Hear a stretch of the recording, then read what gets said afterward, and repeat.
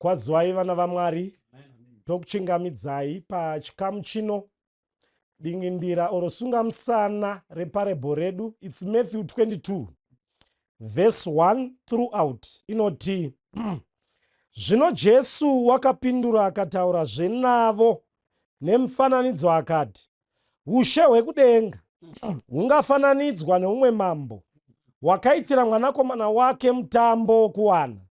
Akatuma varanda vake kundodana avo vakanga vakokerwa kumutambo wokuwana vakaramba kuuya. Akatumazve vamwe varanda akati, vudzai vakakokerwa muti, tarirai, ndagadzira chishushuro changu, nzombe dzangu nezvakakora zvangu zvabayiwa, zvinhu zvose zvagadzirwa, vuyai kumutambo wokuwana. Asi havana kurangarira, vakaenda mumwe nemumwe kumunda wake, mumwe kukutengesa kwake. Vamwe vakabata varanda vake vakavaitira zvakaipa, vakavauraya. Zvino mambo wakatsamwa, akatuma hondo dzake, akaparadza vaya vakavauraya, akapisa guta ravo. Zvino akati kuvaranda vake, mutambo wokuwana wagadzirwa, asi vakanga vakokerwa vakanga vasina kufanirwa. Naizvozvo endai kumharadzano dzenzira mukokere kumutambo vose vamunowana. Verse 9. Toda kutenda musoro wedu wenyaya inoti inguva yekupfeka, the time to get dressed. Ngatiwane inguva yekunamata. Baba vedu vari kumusoro kudenga, toda kukutendai. Chiisaivo simba patiri kupinda pane chimwe chikamu, patiri kutaura pamusoro penguva yekupfeka. Tibatsirei Mwari, tishandise mukana, tanamata naJesu. Amen. Mukatarira parable of the wedding feast iripo, thematic overall theme inobata pfungwa, hunde yepfungwa inobata inonzi the state of preparedness. Kuti tichasvikirwa tiri papi. That's why the captioned sermon iri kuti nasi inguva yekupfeka. Mukaverenga zvakazarwa 16 verse 8 inoti, ndakaona mwetsvina mitatu ichiparedha madhimoni, shato ichienda neukuku, chikara nekukuku, muprofita wenhema nekukuku, mamiracules achienda kumadzimambo. But verse 15 yobva yati, tarira ndinokurumidza kuuya, usawanikwa usina kupfeka nguo. Kuratidza kuti Mwari ari kuti pachaitika zvinhu izvi, mutendi gara wakapfeka nguo, usanyadziswa. Saka maona here kuti mambo akaita mutambo wekuwana, but pese paitwa mutambo pane zvinhu zvaiitwa muchato usati wasvika. Kuti uye kumuchato waifanira kunge uchiuya wakapfeka garment. Waifanira kupfeka garment, kwete rako, waipiwa nemuridzi wemuchato akukoka. So garment was obligatory. It was mandatory. And number two, the garment was free. And I'm going to tell you, why when fish bonga, why when garments mamvemve, anonzi mareges, Galileans, vaibva kumapako, vaipfeka, vaiuyawo zvekare nemamvemve. Kwoitawo maFarisi, vevene inonzi fine linen garments. Saka dai vaizouya muchechi, vaisiyana, vaiyerana kutenda nemagarments. Saka mwene wemuchato anoti, kana mouya hapana anopinda asina kureceiva garment. Tifanani. Saka garment iri, it was a sign of honor and respect kumwene wemuchato. Saka garment rairatidza kuti ndaremekedza muridzi wemutambo. Failure to wear the garment was treasonous. Yaive open rebellion and neglect, because yaive rebellion because the garment was free. Number two, yaiprovider, saka vanhu vese vaiti vapfeka garment, yaiprovider identity. It was a badge of identity, kuti tiri vari ta-identifya nemuridzi wemuchato. Vamwe vataura vaiti it was a level of equality among classes. Saka tese taifanana kuti tiri mhuri imwe. nekuda kwamagarments. Saka aibvisa background yekuti saka muchaona kuti vamwe vaiuya saka garment iri pachikristu inoratidza kuti tinoinonzi a garment of righteousness. Ndo garment atiri kutaura kuti kururama kwaKristu kwete mabasa edu ndo kwatinofanira kupfeka. Chero tauya vamwe imombwe, vamwe vakaba, vamwe vanovenga, tinosangana pagarment tobvisa maold nature emabackground atakabarwa nawo tobvisa tofanana pagarment. Saka garment iri rairatidza a page of obedience kuti tiri one in character. It was an expression of loyalty to the host kuti tauya tinozvisa pasi penyu. MaPersians aiti kana vachiita mutambo, kana vaiti vanhu vese vauya mazuva ana Cyrus nana Darius, maipiwa ainzi mavest amaipfeka aine kala yemaPersians maratidza identity to the Persians. Saka nguo iyi yanga yakakosha. Mukatarisa muparable zvinonzi ndagadzira shushuvo, a banquet kuchirungu. Banquet rairatidza kuti zvinhu zvainvestwa. Pabanquet paive nemombe dzakakora mabidibwa echikafu akarongwa pamuchato. Saka Jesu ari kuti ndiri kudaidzira ruponeso. Takainvesta mariches emuchinjikwa pamuri. Cross ine level 1 inonzi justification pamombe dzakakora. Kuti wauya negarment tobvisa background yezvivi ne-inherited tendencies touraya, toinvesta inonzi sanctification, tobvisa the power of sin, tozoisa inonzi glorification yatinokutemera tichabvisa the presence of sin, toisa mweya mutsvene. Saka zvese zviri kunzi ndo zvakakora zvanga zvakamirirwa vatambi vaifanira kupinda pamuchato. Saka muchato uyu, muchato wangu wakakosha. What was a cultural wedding kare? Muchato wairatidza kuitwa kwemuchato wamambo, it was a royal political statement. Kuti I have ability to feed you, I have the ability to keep you. Saka Mwari ari kuti uyai kumuchato ndichakuchengetai muve vangu. Ndine ability, ndinoreva pachena to the whole universe muri vangu. Saka muchato, it was a covenant ceremony. That's why muchiona kuna Hosea akanga atotamba nyaya yeparable iyi kare. Because Hosea anoti Israeri mudzimai, Mwari chikomba. Ndo tiri kutaura mamboona here kuti mwanasikomana aitirwa mutambo, vari kukokwa ndo chikomba, vatendi. Saka vari kunzi chiuyai kumuchato, kumuchato uri serious. They are binding treaties and witnesses kuti pakuunita divine plus human nature, tore united kuti kudenga kuenda. Saka izvi zvakati zvaitwa, zvinonzi rukoko rwekutanga rwakaitwa, vanhu vakaramba kuuya. Old Testament church yakati yabayirwa zvakakora, ichinzi kuna Kristu anouya, kuna Shilo anouya, vakaramba kuuya, vakaparadza vaprofita vapi, vana Manase, vana John the Baptist vakaramba. Kukauya 12 disciples vakaparidza, vaFarisi vakaramba. Zvivi zvikaitika AD 34 vakauraya Stephen, mutsa wavo ukavharwa, kwete kuti wekusaponeswa but wokunge a chosen nation ukabviswa. Mwari akati ndakuenda kumaGentiles. Ndo panonzi vhangeri rakarohwa, rikasvika pasi rese, rikasvika kuno kwana Hamu kuAfrica, rikaenda kwana Jafet kuEurope, rikabva kwana Shemu rikakrosa. Vese vakadanwa pamutambo, ndagadzira muchato. Come, kana muuya musakanganwa the garment, pfekai nguo. Saka garment iyi ndo inonzi the sinless robe yaipfekwa na Adam and Eve. Musuwo vakatadza inonzi robe of Shekinah, yakatiza, yasuduruka, vakanosona mashizha because the garment yanga yabva. Saka Mwari ari kuti yakabva pana Adam, pana Kristu ndodzosa. saka Mwari ari kuti nemuchinjikwa ndoda kukudzosai pakafyonera Adhamu inonzi imi mune inonzi ma-inherited desires of evil.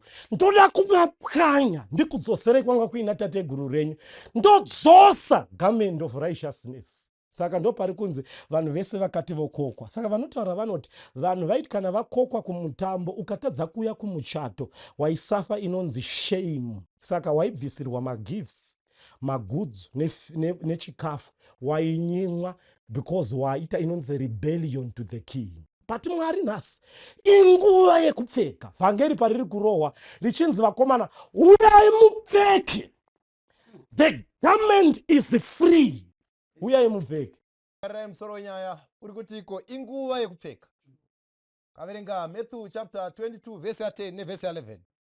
Inotiko varanda ivavo vakabudira kunzira vakanounganidza vose vakawana vakaipa navakanaka. Imba yokuwana ikazara navagere pakudya. Verse 11. Zvino mambo wakati achipinda kuzovona vagere pakudya akaona munhu usina kupfeka nguo yomutambo wokuwana. Kana Bible rinotiudza vakokwa who were children by birth vakanga varega kuuya.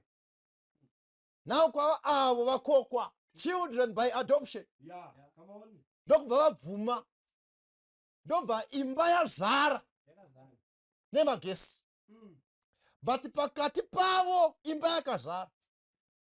Verse 11 inoti kune muchinda akanga akokwa, but iye akanga akapfeka nguo yake, inguva yekupfeka. Saka iye wakapfeka nguo yake.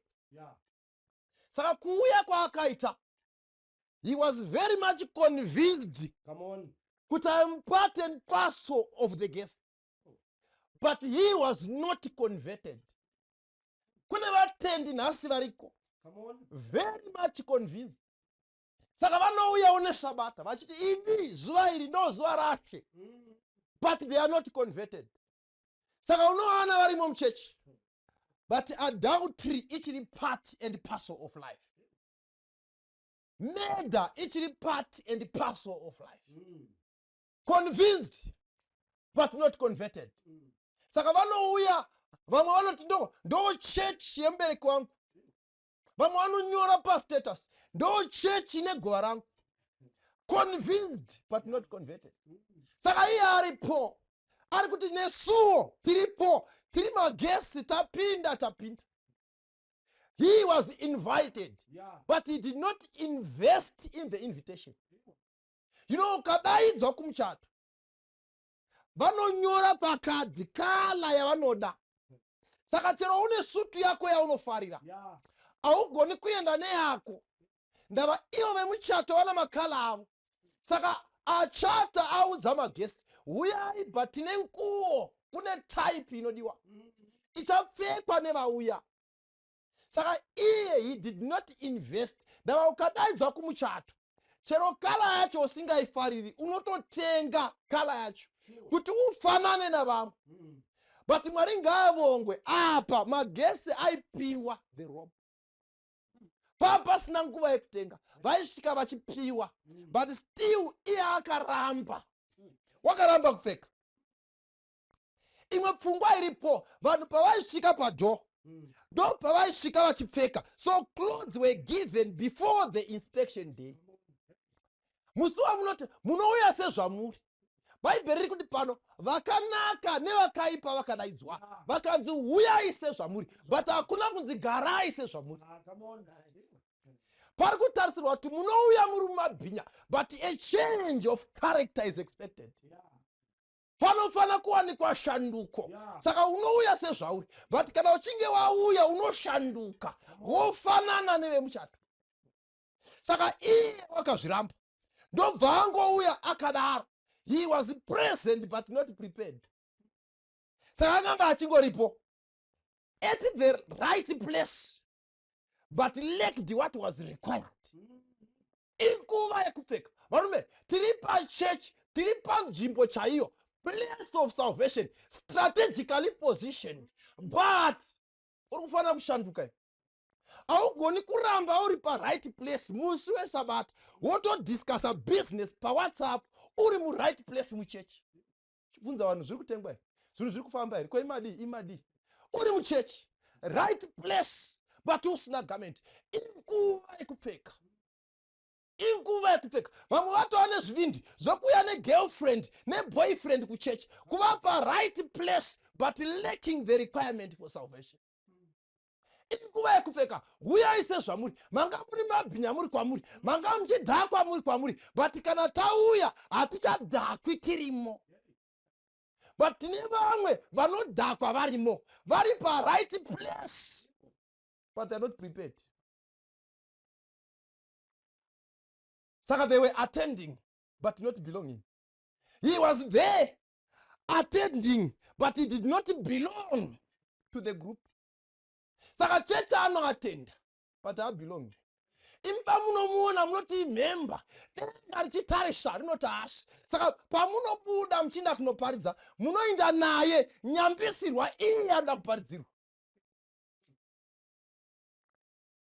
Saka akanga aripo ndobva atojoin now the feast but he had no true share in it. Nemhaka yei anga asina kupfeka, garment ranga risipo. So he was professing to be part of the team but he did not possess. Saka outwardly vaimuona vose vaita itimu remuchato, but inwardly he lacked the righteousness that symbolized the garment. Paifana kunge pakapfekwa, saka munhu wose auya aifana kunge akapfeka, but iye anga asina. Saka kana wakatomutarisa, he was included panhamba yemagesi but not transformed. Saka akatopindawo nedhoo rakapindwa navamwe vese. Vamwe ndobva vachinjwa makarekita padhoo but iye yake haana kuchinjwa. Saka akatopindawo mupuu makapinda munhu wose. Vamwe ndobva vabhabhatidzwa nepadhoo ipapo, same door. Vamwe vachibhabhatidzwa same door. Musi waakatobuda, paakanobuda ava kwanga achinja. But vamwe vakangopinda vari dry sinners ndobva vangobuda vari wet sinners. No change. This man. But panenge mumabhuku echurch akatopiwawo baptismal certificate. Vanhu vari kuti ndewedu. They did not recognize kuti pakati pedu pane munhu asina garment. Vaiti tose chero pavaita mavisits mafundisi nei vaitoshanyira vachiti tine member yedu inogara apa nyambisirwa haina garment. Haina garment. Saka anga asina. He accepted the call but he rejected the condition. Saka he just wanted the privilege of attending but he refused the responsibility of preparation. Preparation, pfekai nguo, no preparation. Tinobhabhatidzwa nemvura, tobhabhatidzwa nomweya. Every day you must claim a spiritual baptism, a baptism by fire. Every day.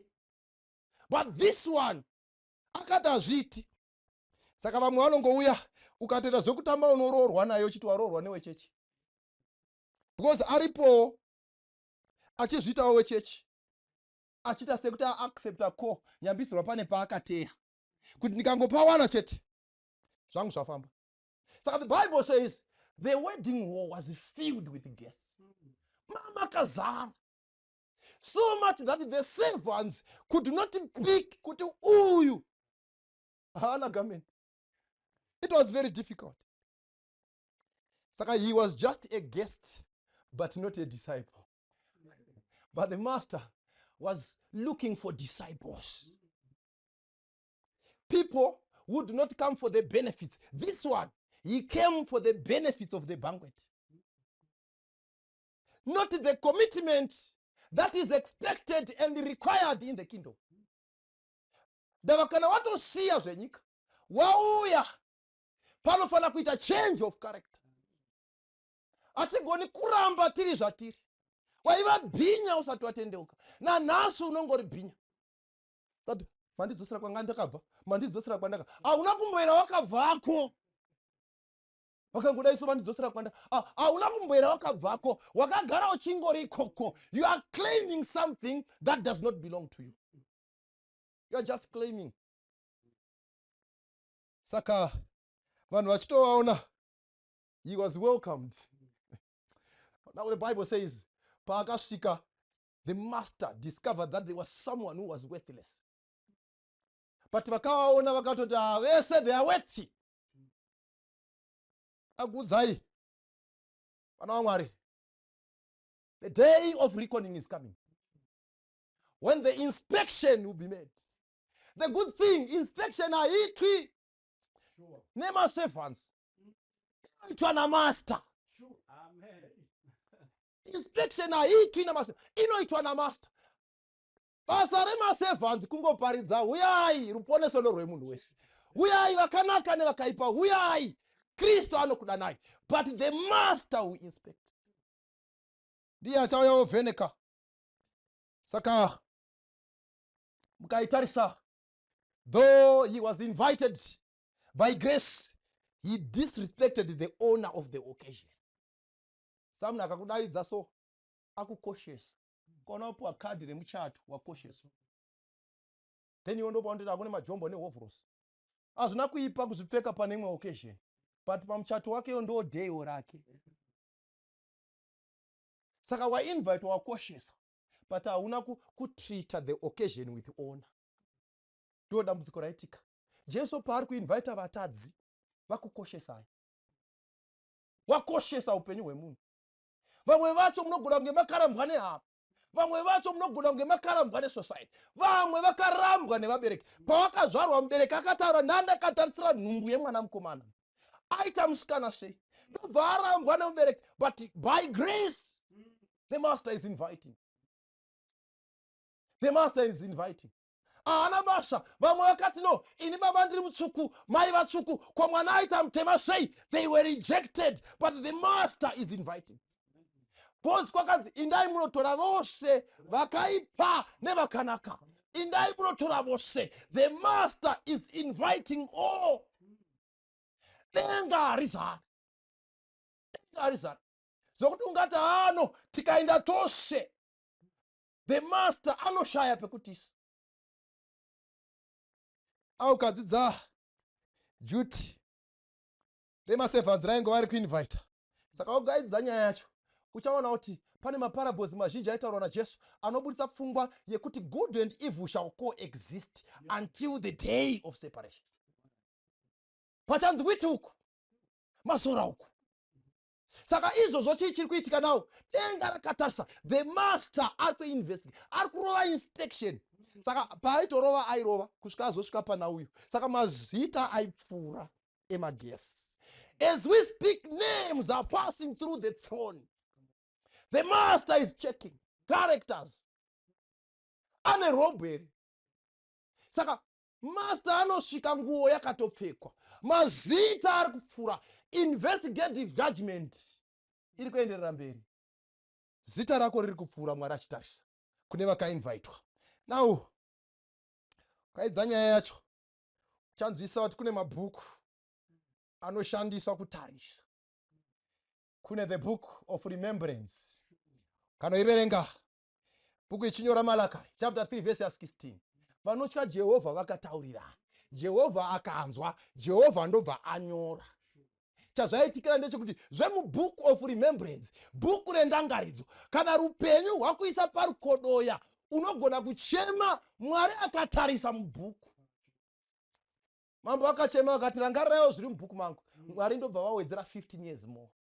Saka ndoda kuti ndikudzei vana vaMwari, haasi ose mabasa akanaka amakaitira vanhu akangoendera pasina. Mwari wakanyora.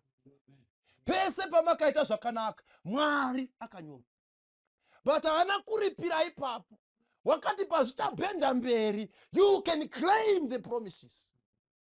Tarisa mubhuku ndoti uya ari kutaura wakamboitei, ndokuripira. There is also the book of life. Bhuku reupenyu. Moses anoti Mwari, vanhu havatadza, ndazvinzwisisa. But kana zvanetsa, Exodus 32 verse 32, zviri nani mudzime inini mubhuku. Mwari ndobva wakonfema. Ndo musi wakatoziva kuti iye arimo. Bozi Mwari wakabva ati akanditadzira ndiye wanichadzima. Ndobva aziva saka mubhuku ndirimo. The book of life. But now mabhuku esaya. Kana ukawanikwa uri mubook of sin. Ndava zvitema zvose. Bible rinobudisa pfungwa yekutsanangura kuti zvitema zvese zvinorekodwa with terrible exactness. That's the pen of inspiration. Sezvazviri zvonyorwa. Zvitema zvese zvisina kutendeuka. Saka Mwari ukatendeuka vodzima. Saka as long as zita rako ririmo mubhuku of sin, the book of iniquity, renge ririmo futi mubook of death. Saka zvoreva kuti mabasa ako akanaka acharangarigwe. Zita rako book of life harichimo. Ndo zvazvinenge zviri. But kana ukatendeuka, Mwari anobvisa mubhuku rerufu. Obva adzima zvitema. Mabasa ako akurangarirwa. Zita rako roapia mubhuku reupenyu. Saka muchinda uyu dambudziko rake anga asina nguo. Anopfeka nguo. Mabasa acharangarirwa. Uye mubhuku reupenyu zita richange ririmo. Jesu akatarisa akati, koseiko mukuru musina nguo? The master ndiye akazviona. Kanzi muburisei yekuti haana nguo. Inguva yekupfeka. Tinotenda varanda vaMwari nekuburitsa pfungwa yakakosha yekupfeka. Saka kana mutambo wakanga uri wamambo achiitira mwanakomana wake, okoka vanhu vanga vasitorina kukodzera, ndinoona sekuti boka rekutanga chakatoita kuti riti iro hatiuyi, they were too familiar with the king. Nekuti vaiti isu tikatisi maJudha tinomuziva mani Jesu uyu mwanakomana waJosefa chii chaangatiudza. So they were too familiar with the king. Pane ngozi pakuva too familiar nezvinhu zvechechi, kuzvijairira kusvika yangove maforms nemarounds of religion pasisina sanctity yacho nekukosha kwacho. Chidyo munodya, tinozviona munobhabhatidza vanhu, but kuchengeta sabata munochengeta, Sunday kuchechi munoenda, muri kuzviitirei? Pachiri nesanctity here kana kuti you are now too familiar with the Savior. Saka vekutanga vakangoti haya watomuziva, hatiuyi, zviri nani ndiende kunotarisa munda wangu mutsva. Munda utori nani pane uyu akakura ndichimuona. Ndakaroora kainini mudzimai mutsva. Zviri nani ndinoona mudzimai wangu uyu ndamujaira. Ndine bombetsva. Vakomana hadzisati dzapingudzwa. I think uku kune business than uku. Vakazouyawo vacho, they accepted the grace. Ndobva vati we are not worthy. Nekuti primary audience aiva maGentiles vainzi chiuya iwo muve vana vaMwari. Imi mamuri kure kare. Chiswederai. Ndobva vafara. Chakaita kuti vazare. Vakazara nekuti they counted themselves unworthy. Vakati watombovhuriwa zvavo mukana, aiwa tinoushandisa. Wavhurwa kangani mukana kwauriwo, but uri kuramba kugamuchira nyasha. Parufu mukana wakavhurwa, paya kubasa kwako mukana wakavhurwa, muraini chaimo mukana wakavhurwa, but unoramba gamuchira mukana. Chinondishamisa ndeuyu ari kunzi haana nguo yemutambo. Toona nyasha dzacho kuti waitirwa nyasha ko nharo ndedzei? Kana pane zvimwe zvauri kufanira kuita kuti ukodzere kuva pamutambo, mukuru wemutambo paanosvika achivheta nekusarudza nekupatsanura, ko iwewe nharo ndedzei? Mutambo hauna kugadzirwa nemari yako, nguo yacho haina kugadzirwa nemari yako, and it is free to you but costly to the king. Ruponeso rwakachipa kwatiri, but rwakakosta Mwari.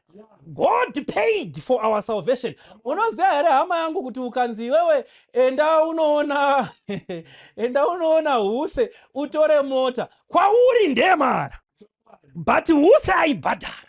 So what you think is free, someone paid for it. Saka ruponeso rwatinotambisa urwu tichiramba kungoita one or two things zvatiri kutarisira kunzi tiite newacho akatiunzira muponeso zvakamukosta Jesu.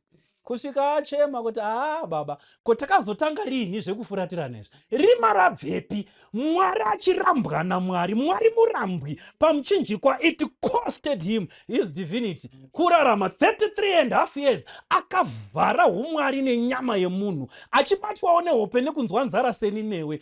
Iri cost, he paid for that. He paid a debt that we could not pay. Saka uyu muchinda anouya, gauni racho ari kupiwa, saka chaasina kuita kutora. So he told himself kuti aiwa, gauni harina basa, I can qualify nezvandakapfeka izvozvo.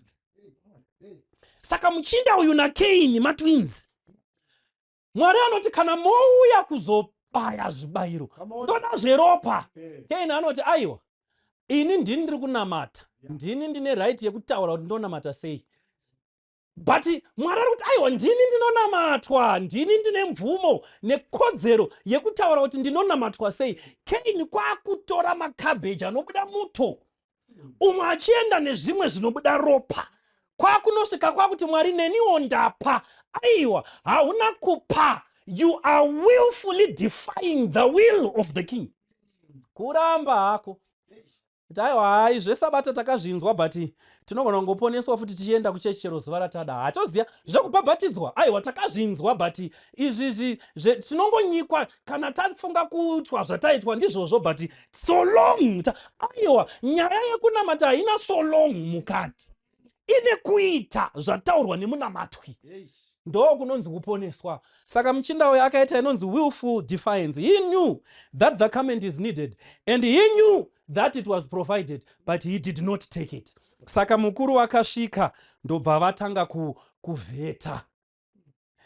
Chinhu chinonzi self-righteousness. You try to obtain the righteousness of God through human merits. Unoda kushandisa mabasa ako kupa vanhu mabhinzi uchidii, uchifunga kuti zvichakuwanira ruponeso. Ayo mabasa.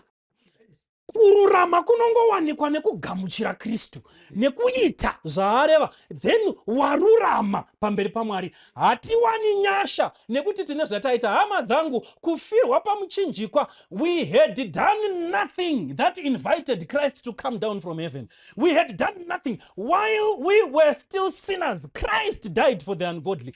Akatida tisati tamuziva, and God made him sin, who knew no sin, that we might become the righteousness of God. Saka hatina zvatinogona kuita isu to make God love us more. He loves us all the same.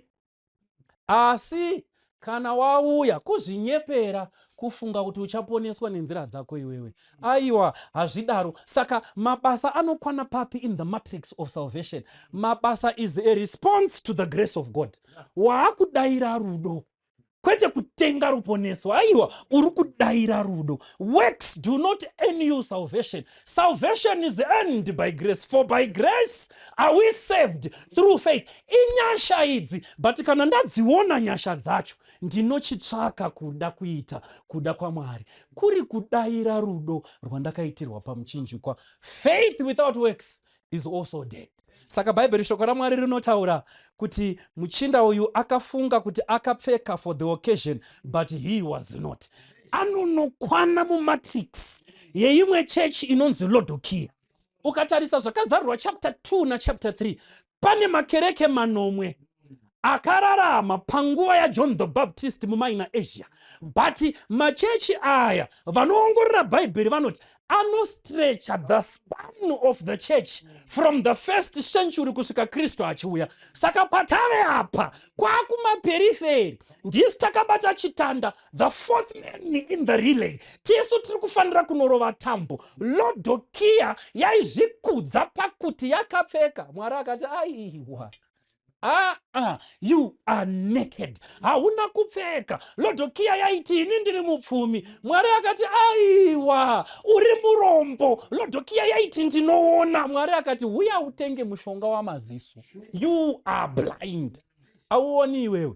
saka pane zvimwe zviself-righteousness zvatinozvipfekedza zvinoita semashizha aadhamu naevha aiva vana vamwari. Kururama kunowanikwa by surrendering all before Christ and falling prostrate at his feet, tomugamuchira saiye muponesi. Mabasa atinozoita kudayira rudo rwatakaitirwa pamuchinjikwa. Saka Lodokia yaitoti iri kuitira Mwari basa, but chapter 3 verse 20 inondozondishamisa. Inoti, tarira ndimire pamukova ndiri kugogodza. Nai Mwari, saka kana imi muri panze, isu tiri kuitei mukati? Zvatiri kuti isu tiri kukubatirai basa, tiri kukubatirai basa musipo. Zvatiri kuti isu tiri kunamata vanhu vachipora, hezvo tiri kuzviita musipo. Ndosaka Kristu achizoti, imi munoti makaita mabasa makuru, mukashanyira vari kumajere, mukaita izvi, ibvai kwandiri imi vaiti vezvakaipa. Chii chiri kuitika apa? We are doing rounds of religion in the absence of the initiator of that religion. Tiri kuita zvinhu izvi, Kristu wacho hasipo. Tinosara tonamata hama dzangu, but kana pane zvatoziva zvatofanira kuita zvatisiri kuita, semuchinda uyu wegamenti aizviziva ndofanira kupfeka nguo yemutambo, but haana kuzviita. If there are things that you know you must do but you are not doing them, learn this one thing for sure. Jesu ari kunoka ari panze. Pane mamwe machechi anonyatsoziva kutungamirirwa nevanhu vanonyatsoziva kuti zvatiri kuita izvi tiri kuda hedu kungozadza matumbu. Inzwai vatungamiri vamasangano, Kristu ari kunze, ari kunoka. Pane mamwe masangano anotozviti isu tinoziva chokwadi, but there are certain things that you overlook. Muchiti izvi tingashotesa muchechi. There are certain things that God said you must do that you are no longer doing. Kuti muwande mukati mechechi, kuwanda makawanda, but pane vasina nguo. Kristu ari kunoka. He is outside. You need to understand, church yamwari, kuti the church or religion can be a very nice place to hide from God when the people in the church or the people who profess the religion are devoid of a personal relationship with Christ. Neukama here na Kristu. Aiwa taona mukoma munomhanya imi kuparidza. Aiwa nyango pa TikTok mapisa, but tungovhunza kuti mune ukama here. Takuonai mai, imimi varombo vese muraini vanodya mumaoko enyu, but ndati mune ukama here kana kuti Kristu ari kugogodza nekuti hamuna nguo. Nguva yekupfeka. Teererai proverb iyi munzwe zvakanaka. Verse 13 inotaura kuti kuchakandwa kunze, kuchava nekugeda-geda kwemeno. Chapter 22, zvino mambo akati kuvaranda, musungei makumbo, namaoko mumukandirei kunze murima, apo pachava nokuchema nokugeda-geda kwemeno. Pane inonzi conversion by fright, conversion by fear. Vanhu tiri kuzama kusaenda kugehena, kwete nekuti tinoda Mwari, but nekuti tinotsva moto. Patinotoverenga kuna zvakazarurwa kuchinzi moto wacho unenge uchipfuta, une suferi. Chatiri kutya isaufa, kwete kuda Mwari. Avoid hell by loving God. Don't avoid hell by being afraid of God. Usatya moto kudarika kutya Mwari. Don't think of Christianity and following God as hellfire. Usafunga moto, funga kuti what will you miss if you don't go to heaven? Ucharaskirwa nei? Iko zvino right now as we speak, hausi kutevera Kristu. What are you missing? Ndimbotaurawo shoko iri nemoyo wakatsemuka. Enda unotarisa vawakura navo. Vawakakura navo vasingaiti zvemutoriro zvauri kuita. Vasingamwi doro. Same age, wakaberekwa gore rimwe chete newe, mumire paside nepaside. Ubvunze vanhu vanokutarisai kuti mukuru ndiani, uchanzwa zvavachataura. Vachataura kuti iwe uri mukuru, nyango muri ve same age. Nemhaka yei, you are missing the benefits of being a Christian. Kungochengeteka saungori right so. Mutoriro uri kurova ganda, uri kukubora-bora. Iko zvino livha yapera, hauchagoni kugara uri sober. You are missing out. Hati ndiwo unogara uchirova mukadzi, ndiwo unogara uchitira murume nharo. Nezvimwe zvaari kutonzwisa kuti aiwa mudzimai wangu, ndanzwisisa ndatifambe tese unoti aiwa ndoda kufamba ndega. Ndoda kufamba ndega. You are missing out on the peace that reigns in families that fear Christ. Think in the terms of what you are missing.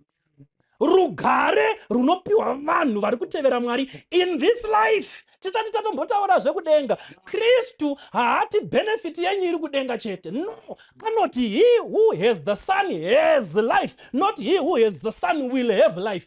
Ayo, upenyu ndinhasi namangwana kana uri muna Kristu. What are you missing? Kana waramba kupfeka nguo, what are you missing?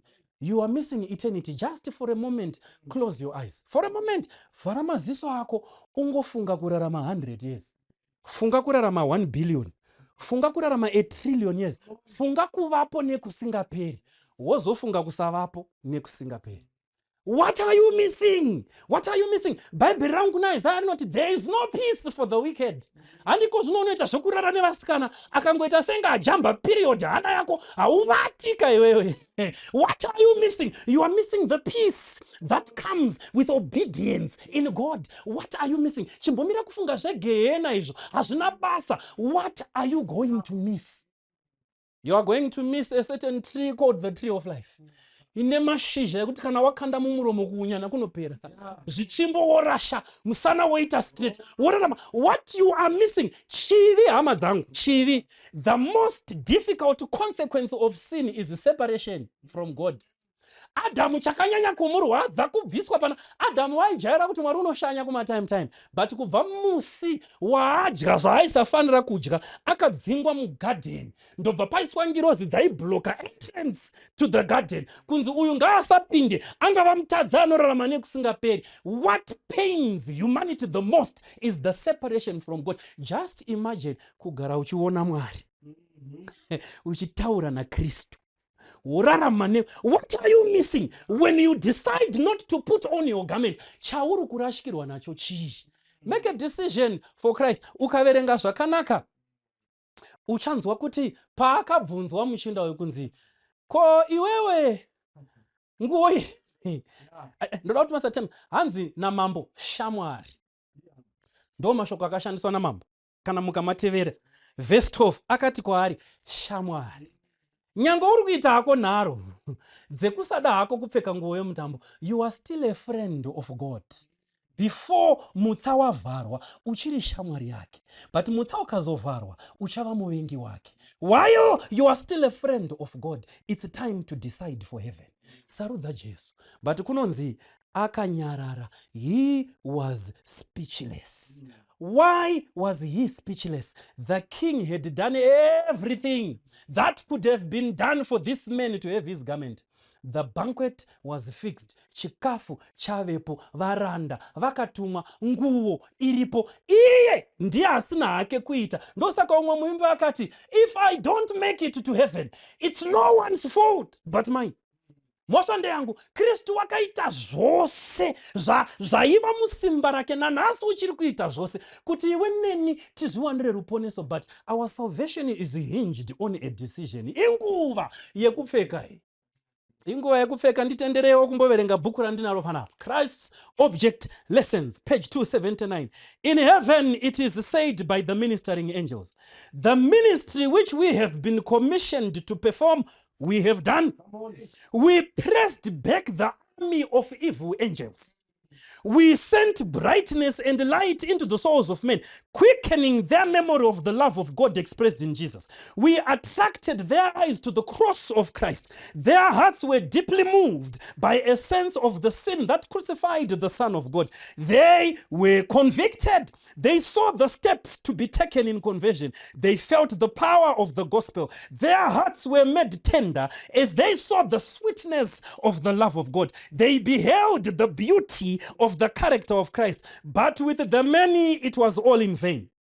They would not surrender their own habits and character. They would not put off the garments of earth in order to be clothed with the robe of heaven. Their hearts were given to covetousness. They loved the associations of the world more than they loved their God. Chi chaunoda kuti Mwari aiteyo chaasina kuita. Paya pawaifanira kuponeswa, ngirozi dzakauya dzikadzinga madhimoni aida kukuvhiringa. ngirozi dzakarwa nemotikari dzikaichengeta ikasakudubuka kuti usvike pamba parufu paya kuti unzwe shoko iwe. Chii chisina kuitwa naMwari chakukonesa kupfeka garment? Inguva yekupfeka. Put off your evil habits and put on the character of Christ. Chinonzi muchato, the wedding, handitika chinonzi it's the union of humanity with divinity. Kusanganiswa kwedu naMwari tova chinhu chimwe. Mwari akamirira kunzwa kuti uchadii nenguo yemutambo. Uripo here? Unoti nanisa ndatobhabhatidzwa, ndoda kusimbisa nyaya iyi nekubhabhatidzwa. Usimudze ruoko rwako tikunamatire uri ikoko. Nhamba dziri kudarika dziri pasi apa idzi, senda message kana please call. Tichataura newe wozviziva kuti what steps can you take to put on the garment. God has done everything that he can. Still doing everything he can kuti uponeswe. If we don't make it to heaven, it's no one's fault but ours. Mwari vakuitirei zvakanaka. Baba vedu vekudenga, toda kutendai mawaridza ruponeso pamberi pedu. Tine urombo nemadecisions atakaita. Pamwe pacho takafunga kuti tikabatsira varombo tichaponeswa. Pamwe pacho takafunga kuti tikatengera shamwari dzedu doro tichafaririka muvanhu, zvigotiwanisa favor yekuponeswa. Maita enyu matiudza pachena, kuponeswa kuri simple, kungodaira kuri koko. Simudzawo maoko edu, tenda uvhangeri. Tibatsireiwo Mwari wokudenga, tigadzirise ukama hwedu nemi. Pamakataura tinzwe kutaura kwenyu.